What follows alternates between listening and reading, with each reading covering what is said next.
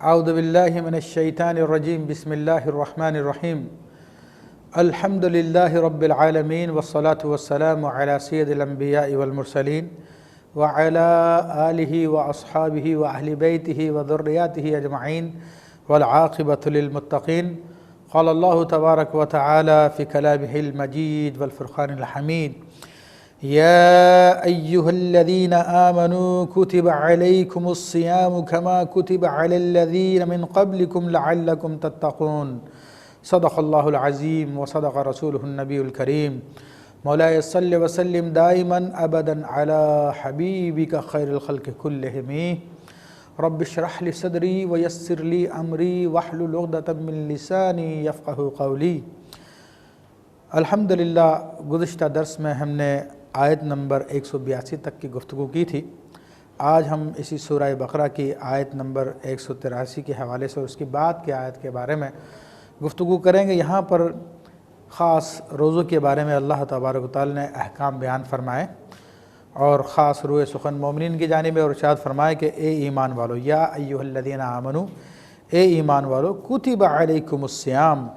تم پر روزے فرض کیے گئے ہیں، کما کتب علی الذین من قبلکم، جس طرح کہ تم سے پچھلی امتوں پہ روزے فرض کیے گئے تھے، لعلکم تتقون، تاکہ تم تقوی اختیار کرو۔ تو یہاں پر اس بات کی میں وضاحت کر دوں کہ روزہ وہ عظیم عبادت ہے جو آدم علیہ السلام سے لے کر سیدنا رسول اللہ صلی اللہ علیہ وسلم تک جتنے انبیاء ہیں ان کی امتوں پہ روزے فرض کیے گئے، کیونکہ روزہ وہ عظیم عبادت ہے جس کا اصل صبر ہے، اور صبر کی وجہ سے اللہ تبارک و تعالیٰ کی قربت میسر آ جاتی ہے۔ اور روزہ کے ساتھ دائمی مراقبہ انسان کو حاصل ہوتا ہے کہ انسان تنہائی میں ہوتا ہے، اور تنہائی میں ہونے کے باوجود جو ہے وہ روزے کے احکام کی پاسداری کرتا ہے۔ اور روزہ کا معنی لغوی معنی تو یہ کہ رک جانا، اور شرعی اعتبار سے صبح صادق سے لے کر غروب آفتاب تک مسلمان عاقل بالغ کا کھانے پینے اور جماع سے رک جانے کا نام ہے۔ تو یہ تین کام ظاہری اعتبار سے روزے میں منع ہو جاتے ہیں۔ تو یہاں پہ اللہ تبارک و تعالیٰ نے روزے کی اہمیت کو بیان کیا کہ تم پہ بھی فرض کیے اور تم سے پچھلی امتوں بھی فرض کیے، لعلکم تتقون، تاکہ تم لوگ بچے رہو یا تمہیں پرہیزگاری ملے۔ تو پرہیزگاری کا اگر معنی لیا جائے تو بلا شبہ روزہ انسان کو اللہ کے نزدیک کرتا ہے، اور اس کو جب تک وہ روزے میں رہتا ہے مراقبہ حاصل ہوتا ہے اپنے رب کریم کا۔ ہر وقت اس کے دل میں یہ بات ہوتی ہے کہ میرا رب مجھے دیکھ رہا ہے، اسی وجہ سے وہ اشیاء جو اس پہ عام دنوں میں حلال ہوتی ہیں ان کو چھوڑ دیتا ہے۔ اور اگر تتقون کا معنی بچے رہو کریں تو جدید طبی سائنس نے، آج میڈیکل سائنس نے ثابت کر دیا ہے کہ روزہ جتنا جسم انسانی کے لیے مفید ہے اس سے بہتر کوئی چیز محفوظ نہیں ہے۔ بلکہ ڈاکٹر ہلوک نور باقی نے اپنی کتاب میں جس میں سائنسی آیات کے حوالے سے سائنسی تحقیقات کو بیان کیا، اس میں یہ جملہ تک لکھا، "The day will come when everyone will fast"، کہ ایک دن وہ بھی آئے گا جب ہر شخص روزہ رکھے گا، اور انسانی جگر کو، لیور کو 15 کام کرنے ہوتے ہیں۔ تو پورا سال مستقل مسلسل وہ کام کرتا ہے، ایون یہ کہ انسان کے جسم میں ایک ذرے برابر چیز داخل ہو تب بھی جگر کو اپنے تمام کے تمام افعال انجام دینے پڑتے ہیں۔ روزہ وہ عظیم چیز ہے، وہ عظیم عبادت ہے کہ جس کی وجہ سے پورے ماہ رمضان المبارک میں انسانی جگر کو آرام مل جاتا ہے، سکون مل جاتا ہے، جس کی وجہ سے انسان کا جگر فیل ہونے سے انسان بچ جاتا ہے، اور پورے جسم کی جو ہے سروس ہو جاتی ہے، اور پورے جسم کی ٹیوننگ ہو جاتی ہے، اور پورا جسم درست ہو جاتا ہے۔ یہ اس کے طبی فوائد ہے۔ فرمایا کہ ایام معدودات، گنتی کے چند دن ہیں۔ تو یہ ابتدا میں روزے پورے مہینے کے فرض نہیں ہوئے تھے، بلکہ ابتدا میں چند ایک روزے تھے، جیسا کہ محرم الحرام میں نبی علیہ السلام 10 محرم الحرام کا روزہ رکھا کرتے تھے، کہ یہود بھی یہ روزہ رکھا کرتے تھے، کہ وہ کہتے تھے کہ یہ حضرت موسیٰ علیہ السلام اور ان کی قوم کو اللہ تعالیٰ نے فرعون کے ظلم و ستم سے نجات عطا فرمائی تھی، تو ہم خوشی میں روزہ رکھتے ہیں۔ تو نبی کریم رؤوف الرحیم صلی اللہ تعالی وسلم نے ارشاد فرمایا کہ نحن احق بموسیٰ، ہم موسیٰ علیہ السلام کے زیادہ حقدار ہیں تمہارے مقابلے میں۔ تو آپ نے خود بھی روزہ رکھا اور صحابہ کرام کو بھی روزہ رکھنے کا حکم دیا۔ تو یہاں سے یہ بات بھی ثابت ہوئی کہ اللہ کے نیک بندوں کو طریقوں کو اپنانا اور جب انسان کو خوشی کا موقع ملتا ہے اور ہر سال وہ تاریخ لوٹ کر آئے تو ان دنوں میں اس خوشی کو منانا یہ اللہ کے نبیوں کا طریقہ ہے۔ تو اسی طرح جو میلاد شریف ہے اور اعراس ہوتے ہیں تو وہ بھی ہر سال منائے جاتے ہیں، تو وہ انہی احادیث طیبہ سے، انہی آیات سے ثابت ہے۔ فرمائے کہ فمن کان منکم مریضا او علی سفر فعدۃ من ایام اخر، کہ بس اگر تم میں سے کوئی مریض ہو، ایسا مرض ہو کہ جس کی وجہ سے روزہ نہ رکھ سکے، یا ایک روزہ رکھنے کی وجہ سے مرض بڑھ جائے گا یا مرض دیر سے درست ہوگا، یہاں تک کہ علماء نے فرمایا کہ اگر خاتون کوئی حاملہ ہے، روزہ رکھنے کی وجہ سے اس کے حمل کو نقصان ہوگا، یا وہ بچے کو دودھ پلاتی ہے اور روزہ رکھنے کی وجہ سے بچے کو دودھ نہیں پلا سکے گی، بچے کی صحت کو نقصان ہوگا، تو ان تمام صورتوں میں شریعت مطہرہ نے اس کو اجازت دی ہے کہ وہ اور دنوں میں ان کی قضا کر لے۔ او علی سفرن، یا انسان سفر میں نکل چکا ہے اور سمجھتا ہے کہ روزہ رکھنے سے روزے کے احکام کو پورا نہیں کر سکے گا، تکلیف میں مبتلا ہو جائے گا، فعدۃ من ایام اخر، تو پھر اتنے ہی دن جو ہے اور دنوں میں گنتی پوری کر لے۔ اجازت دی ہے کہ رمضان کے علاوہ اور دنوں میں روزہ رکھ لے۔ وعلی الذین یطیقونہ فدیۃ طعام مسکین، اور جو لوگ روزہ رکھنے کی طاقت نہیں رکھتے، مثلا شیخ فانی ہے، شیخ فانی سے مراد وہ ہے کہ جو ایسی بیماری میں مبتلا ہے کہ اب دن بدن اس کی بیماری بڑھتی چلی جاتی ہے، اب اس کے درست ہونے کی امید نہیں ہے، اور موجودہ زمانے کی ایک بیماری جسے ڈائبیٹکس کہتے ہیں، شوگر کہتے ہیں، اس میں بھی بعض لوگ، تمام نہیں، بعض لوگوں کی ایسی کنڈیشن ہوتی ہے کہ وہ بھوک کو برداشت نہیں کر پاتے اور ان کی شوگر اتنی لو ہو جاتی ہے کہ ان پہ بے ہوشی مدوشی طاری ہو جاتی ہے۔ تو اگر ایسے لوگ ہیں تو ان کے لیے بھی یہ حکم اس کو شامل ہے کہ جو لوگ روزہ رکھنے کی طاقت نہیں رکھتے، فدیۃ طعام مسکین، تو ان کے لیے ایک روزے کے بدلے میں ایک مسکین کا کھانا ہے۔ اب ایک مسکین کا کھانا ہے، صبح و شام کا کھانا اگر انسان کھانا کھلاتا ہے، یا پھر یہ ہے کہ صدقہ فطر کی جو مقدار بیان کی گئی ہے کہ نصف سا گندم، یعنی تقریباً 2 کلو 50 گرام گندم، یا جو میں دیتا ہے تو اس کا ڈبل کر دے یا اس کی قیمت دے دے، تو یہ فدیے کے طور پہ دی جا سکتی ہے۔ فمن تطوع خیرا فهو خیر لہ، اور جو اس میں کچھ زیادہ کرے، یعنی فدیہ دینے میں رقم بڑھا کے فقیر کو دے دے، تو یہ اس کے لیے زیادہ بہتر ہے۔ فرمائے کہ وَأَن تَصُومُوا خَيْرٌ لَكُمْ إِن كُنتُمْ تَعْلَمُونَ، اگر تم روزہ رکھو تو یہ تمہارے لیے بہتر ہے اگر تمہیں معلوم ہو۔ تو یہاں پر اللہ تبارک و تعالیٰ نے روزے کی حقیقت کی طرف اشارہ کر دیا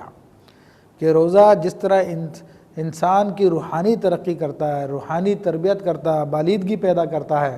اور اپنے رب سے قریب کرتا ہے، اسی طرح ظاہری طور پہ بھی روزے کے عظیم فوائد ہیں، اور ان عظیم فوائد میں اگر ہم گنیں تو بہت سارے فائدے نکل آتے ہیں۔ اطباء نے، علماء نے اپنی کتابوں میں ان کو بیان فرمایا۔ تو بہرحال جیسا کہ میں نے پہلے ڈاکٹر ہلوک نور باقی کے حوالے سے ذکر کیا کہ وہ ایک عظیم عبادت ہے کہ جس سے انسانی بیماریاں دور ہو جاتی ہیں، اور حدیث کریمہ میں آتا ہے، نبی علیہ الصلوۃ والسلام نے ارشاد فرمایا، صوموا تصحوا، تم روزہ رکھو تو صحت مند ہو جاؤ گے۔ ہاں البتہ اس کا ہم استثناء کر چکے ہیں کہ بعض بیماریاں ایسی ہوتی ہیں کہ جن میں روزہ برداشت نہیں ہو پاتا بلکہ اس کو ضرر بھی ہو سکتا ہے۔ تو یہ مسلمانوں کو خیال رکھنا چاہیے کہ ہر بیماری میں روزہ چھوڑنا جائز نہیں ہے، صرف اسی بیماری میں چھوڑنا جائز ہے جو روزے دار کے لیے مضر ہو۔ پھر فرمایا کہ شہر رمضان الذی انزل فیہ القرآن وہدی للناس، رمضان کا مہینہ وہ ہے کہ جس میں قرآن کو نازل کیا جو کہ لوگوں کے لیے ہدایت ہے۔ اب یہاں پہ اللہ تبارک و تعالیٰ نے رمضان کی اہمیت کو بھی بیان فرما دیا اور قرآن کی اہمیت کو بھی بیان فرما دیا کہ رمضان کے عظیم مہینے میں اللہ نے اپنے عظیم کلام کو نازل فرمایا، اور اس کی عظمت یہ ہے کہ تمام لوگوں کے لیے باعث ہدایت ہے یہ۔ تو یہاں پر اس بات کا جواب آ گیا جو سورہ بقرہ کے ابتدا میں فرمایا تھا کہ ھدی للمتقین، کہ یہ متقی لوگوں کے لیے ہدایت ہے، تو وہاں پر مراد تھا کہ ہدایت قبول کرنے والے اس کے متقی لوگ ہیں، اور یہاں پر فی نفس ہدایت ہونا تو یہ تمام انسانوں کے لیے ہدایت ہے۔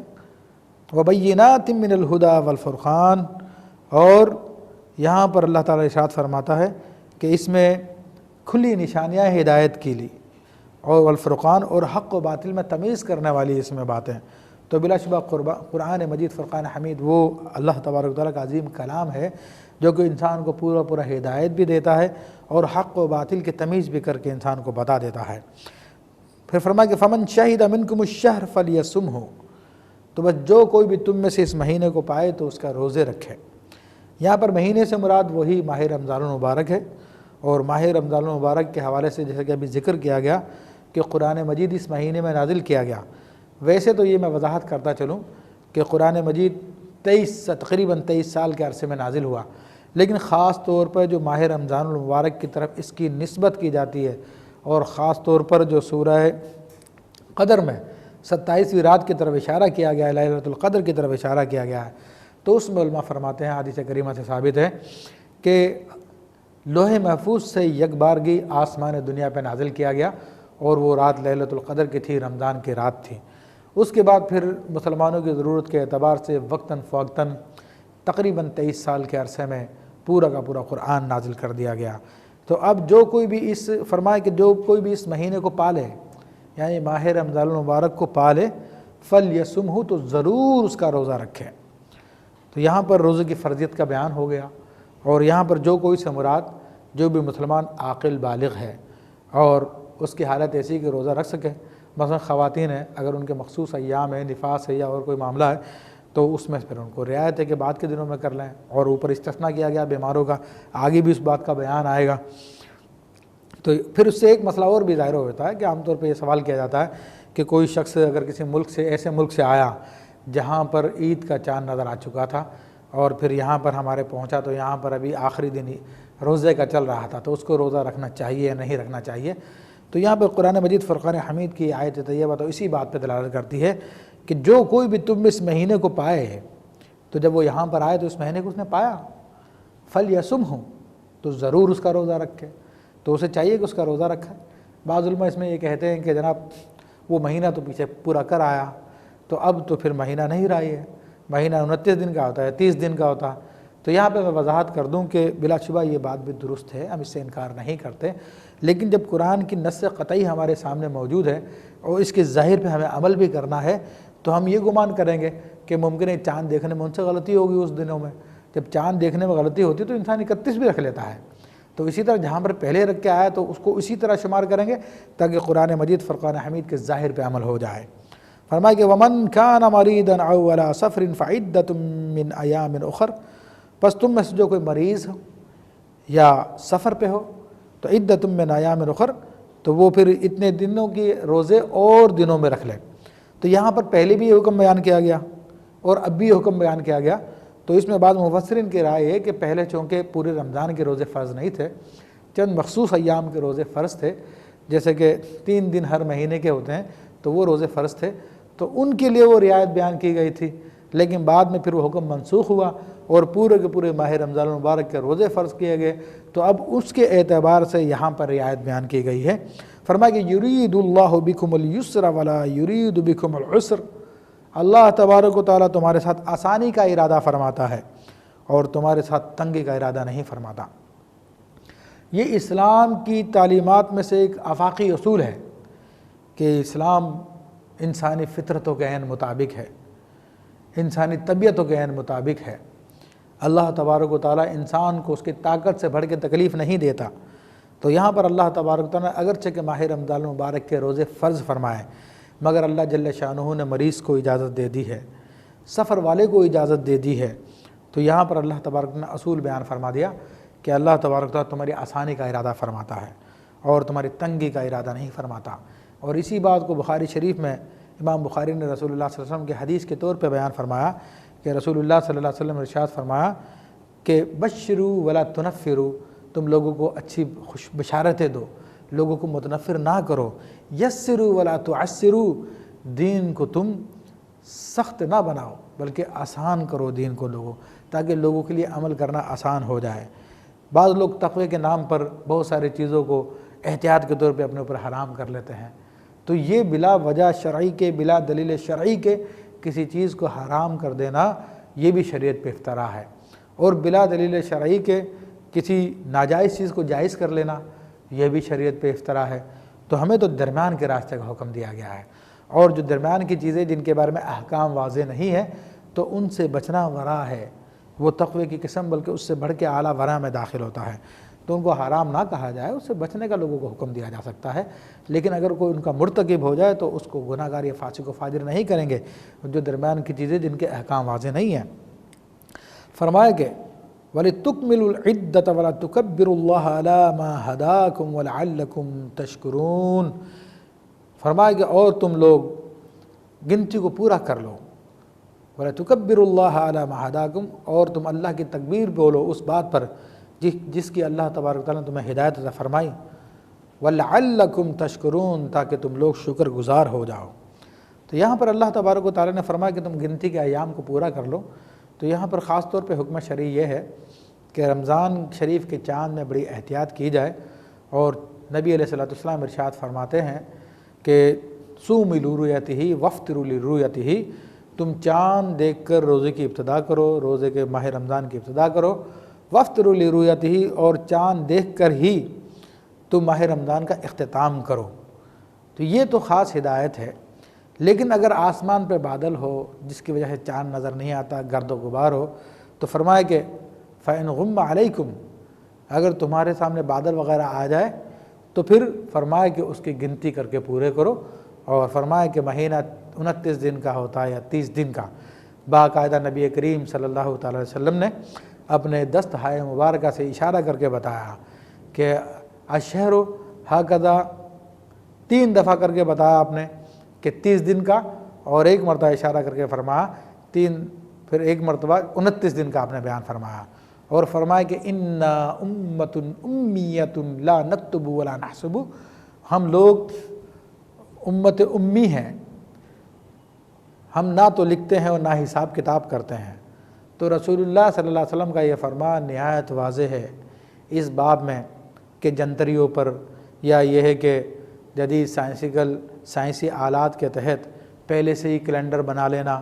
حالانکہ وہ آج تک اس میں کنفرمیٹی نہیں آئی ہے، کنفرمیشن آج تک نہیں آئی ہے۔ اس وقت لوگ اس بات کا دعویٰ کرتے ہیں سارے دنیا میں ایک دن کی عید کر دی جائے یا رمضان کر دیا جائے، حالانکہ یہ صرف اور صرف بنی اسرائیل کی یا یہود و نصارہ کی تقلید میں کرتے ہیں، ورنہ نبی علیہ الصلوۃ والسلام کے دین میں تو یہ حکم ہے کہ ان کو حساب کتاب کے ذریعے معلوم نہیں کیا جائے گا، بلکہ ان کو دیکھ کر جو ہے ایام کو فکس کیا جائے گا۔ تو جو لوگ یہاں پر جدید سائنسی تحقیقات پہ اعتماد کر کر پورے سال کے کیلنڈر پہلے سے جاری کر دیتے اور اسے فائنل سمجھتے ہیں، تو وہ لوگ غلطی پہ ہیں، کیونکہ اگر وہ فائنل ہوتے تو ہمارے پاس جدید آپریٹس ڈیوائسز آ رہی ہیں جن کے اندر باقاعدہ موبائلز میں بھی کیلنڈر ہوتے ہیں، اس کے علاوہ گھڑیوں میں بھی کیلنڈر ہوتے ہیں، لیکن چونکہ اس کے اندر کنفرمیشن نہیں ہے تو تمام کی تمام بنانے والی کمپنیاں اس کے اندر ایک دن ایڈیشن یا کم کرنے کا آپشن رکھتی ہے۔ تو اگر یہ بالکل کنفرم ہو، جس طرح کے سولر کیلنڈر ہے تو جس میں کوئی ایسی کنفرمٹی کے لیے ایک دن زیادہ بڑھانے کا نہیں ہوتا، تو چاند کے مسئلے میں بھی ایسا ہی ہوتا۔ تو جب اس میں یقین حاصل نہیں کیا جا سکتا تو بلا وجہ مسلمانوں کو رسول اللہ صلی اللہ علیہ وسلم کے تعلیمات سے ہٹا کر دوسری طرف لگا دینا، صرف یہود و نصارہ کی پیروی میں کہ جناب وہ سب کے سب ایک دن عید کرتے ہیں تو ہم بھی ایک دن عید کریں، تو یہ سراسر قرآن کی تعلیمات کے خلاف ہے۔ ورنہ اللہ تبارک و تعالیٰ نہ فرماتا تکمل العدۃ، کہ تم دنوں کو گنتی کو پورا کر لو، بولے تکبر اللہ علی ما ہداکم، بہرحال اللہ نے جو بھی تمہیں ہدایت دی ہے تم اس پر اللہ تبارک و تعالیٰ کی تکبیر بولو، اس پہ خوشیاں مناؤ، اس ہدایت کو چھوڑ کر اہل یہود و نصرانیوں کی اتباع مت کرو، لعلکم تشکرون، تاکہ تم شکر گزار بن جاؤ۔ اب چونکہ روزے کا نتیجہ یہ ہوتا ہے کہ انسان کو اللہ تعالیٰ کا قرب حاصل ہوتا ہے، وہ اللہ کے نزدیک ہو جاتا ہے، اللہ تو اس کے نزدیک ہے، وہ تو فرما چکا نحن اقرب الیہ من حبل الورید، ہم اس سے اس کی شہرک سے بھی زیادہ نزدیک ہیں، مگر بات یہ کہ بندہ روزہ رکھ کے خود کو اللہ کے نزدیک کر لیتا ہے۔ تو اب اسی حوالے سے آگے فرمائے گا وَإِذَا سَأَلَكَ عِبَادِي عَنِّي فَإِنِّي قَرِيب، اے محبوب صلی اللہ تعالیٰ علیہ وسلم، جب میرے بندے آپ سے میرے بارے میں پوچھیں تو فرما دیجئے کہ میں قریب ہوں، اجیب دعوت الداعی اذا دعانی، اور میں جواب دیتا ہوں بلکہ قبول کرتا ہوں، بلکہ اس کی دعا پر لبیک کہتا ہوں،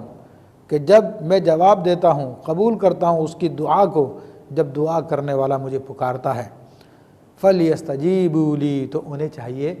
کہ وہ میری بات پہ بھی عمل کریں، میرے احکام کو ہی مانیں، وَلْيُؤْمِنُوا بِي، اور مجھ پہ ایمان لائیں، لعلہم یرشدون، تاکہ وہ لوگ ہدایت پا جائیں۔ اب یہاں پہ اللہ تبارک و تعالیٰ نے یہ بات وضاحت کر دی کہ اللہ اپنے بندے سے قریب نہیں ہے، اور اپنے حبیب علیہ السلام کے ذریعے اس بات کو کیا لگا بھی دیا۔ بلا شبہ اسلام وہ دین ہے جو بندے کو اللہ سے نزدیک کر دیتا ہے، اللہ کے قریب کر دیتا ہے، درمیان کے حجابات کو اٹھا دیتا ہے۔ یہ دنیا کے دیگر مذاہب کی طرح نہیں ہے کہ جہاں پر پادری کو یا کسی اور کو یا کسی اور شخصیت کو درمیان میں ایک پردہ رکھا جائے کہ بندہ اپنے رب تک نہیں پہنچ سکتا۔ یہ دین اسلام ہے جو بندے کو اپنے رب سے ملا دیتا ہے۔ لیکن اس بات کی بنیاد پہ یہ دعوے کرنا کہ جناب اس کو کسی نبی کی ضرورت نہیں ہے، کسی وسیلے کی ضرورت نہیں ہے، تو یہ بھی غلط بات ہے، کیونکہ اللہ تبارک و تعالیٰ نے انسانوں کی تزکیے کے لیے، ان کی تعلیم کے لیے اپنے رسول کی ضرورت کو بیان کیا ہے، اور پھر نبی علیہ السلام کے بعد ان کی امت کے علماء کو ان کے قائم مقام کیا ہے کہ اب جو تزکیہ کام تھا، تعلیم کا کام تھا، حکمت سکھانے کا کام تھا، اسرار و رموز سکھانا ہے، اب وہ علماء کے ذریعے حاصل ہوں گے۔ تو اس قسم کا وسیلہ کہ اللہ تعالیٰ تک پہنچا دے اور بندے کو اللہ سے ڈائریکٹ کر دے، یہ اس کے لیے ضرورت پڑے گی اس وسیلے کی۔ ہمارے یہاں پہ وسیلہ جو ہے وہ مستقل بھی ہے اور غیر مستقل بھی ہے۔ علماء وغیرہ کا وسیلہ غیر مستقل ہے، لیکن نبی علیہ السلام کا وسیلہ ایسا ہے کہ جو ہر حال میں انسان کو ضرورت پڑتی ہے۔ مفتی احمد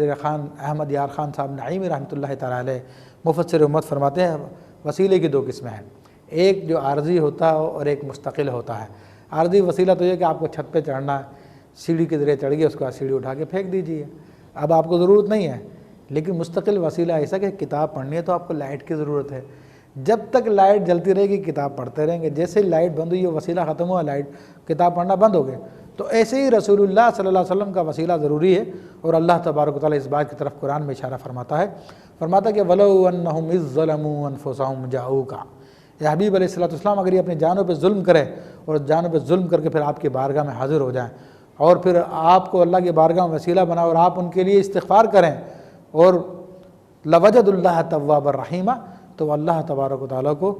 بہت توبہ قبول کرنے والا، رحم کرنے والا پائیں گے۔ تو مطلقاً یہ بات کہہ دینا تو غلط ہے، لیکن یہاں پر یہ بات وضاحت کر دی گئی ہے کہ نبی علیہ السلام کے وسیلے کے بغیر کوئی رب تک پہنچ نہیں سکتا۔ پھر آگے مزید روزے کے احکام بیان ہو رہے ہیں۔ وَأُحِلَّ لَكُمْ لَيْلَةَ الصِّيَامِ الرَّفْثُ إِلَىٰ نِسَائِكُمْ، اور تمہارے لیے حلال کر دیا گیا ہے رمضان کی راتوں میں اپنے ازواج سے، اپنی بیویوں سے قربت کرنا۔ مسئلہ یہ تھا کہ گزشتہ امتوں میں جو روزے رائج تھے ان کے اندر اس بات کی اجازت نہیں تھی کہ رات میں اپنی بیویوں سے مقاربت کرے، اپنے ازواجی تعلقات قائم کرے، لیکن اللہ تبارک تعالیٰ نے مسلمانوں کو اس میں رعایت دی، فرمایا کہ ہن لباس لکم وانتم لباس لہن، وہ تمہارا لباس ہے اور تم ان کے لیے لباس ہو، یعنی تم ایک دوسرے کے رازدار ہو، تم ایک دوسرے کو اچھی طرح جانتے ہو، تم ان کے لیے پردہ، وہ تمہارے لیے پردہ، تمہارے تنہائی کی باتیں وہ جانتی ہو اور تم ان کی جانتے ہو۔ فرمایا کہ علم اللہ انکم کنتم تختانون انفسکم فتاب علیکم وعفا عنکم، یہ آیت طیبہ اس وقت نازل ہوئی کہ جب آج صحابہ کرام رضوان اللہ علیہ مجمعین سے رمضان کی راتوں میں اپنے ازواج سے قربت ہوئی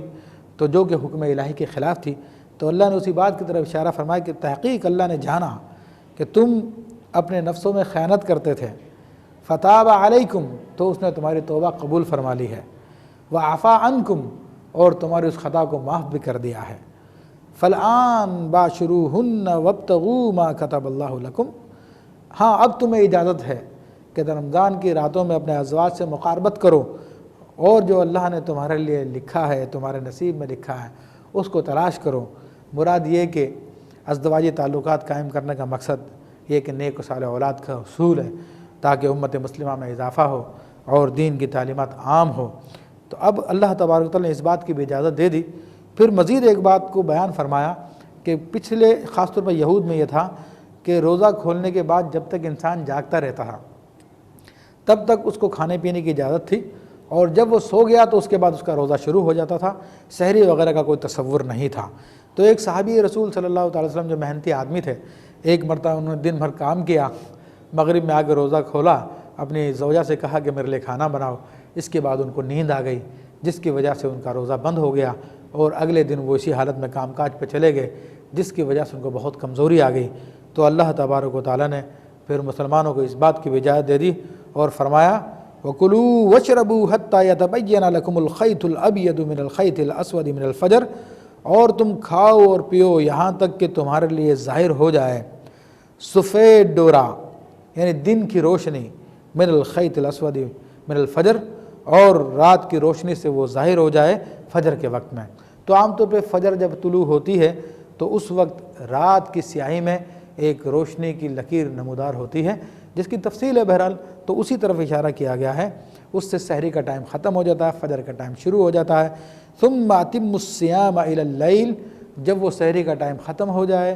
تو اب تمہارا روزہ شروع ہو گیا۔ اب روزے کی تکمیل رات تک ہوگی، اور رات کی ابتدا مغرب سے ہوتی ہے، تو جیسے ہی مغرب کا وقت ہو گیا تمہارا روزہ ختم ہو چکا ہے، اب تم افطار کر سکتے ہو۔ فرمائے کہ وَلَا تُبَاشِرُوهُنَّ وَأَنْتُمْ عَاكِفُونَ فِي الْمَسَاجِدِ، اور تم اپنے ازواج سے مباشرت نہ کرو، ان سے قربت نہ کرو، درا حال یہ کہ تم مسجدوں میں اعتکاف کیے ہوئے بیٹھے ہو۔ تو یہاں پر اعتکاف ایک عظیم عبادت ہے، اور یہ مردوں کے لیے ضروری ہے کہ مسجد میں کی جائے، اور عورتیں اپنے گھروں میں جہاں پہ نماز پڑھتی ہے